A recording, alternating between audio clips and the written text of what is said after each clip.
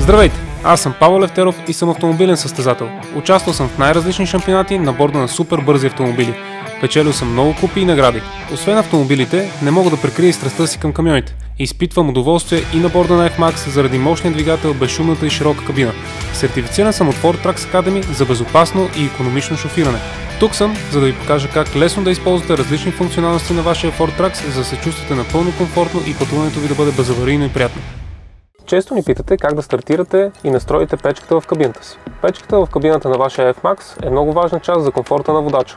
Тя осигурява ефективно затопляне на кабината. Имате няколко начина, с които може да стартирате печката във вашата кабина. Единият е с бутона до шофьорското легло, другия е през дисплея, който стои от дясната страна на шофьора или през основното арматурно табло. Ако искате да пуснете печката през дисплея, трябва да влезете в Features и да натиснете бутона за стартиране на печката, който е ето тук. Другия вариант е да изберете менюто комфорт на арматурното табло и да я пуснете, натискайки бутон статус.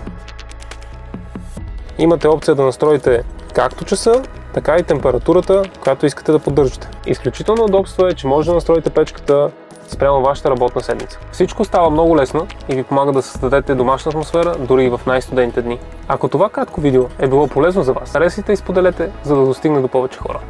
Ford Trucks. Споделяме товара.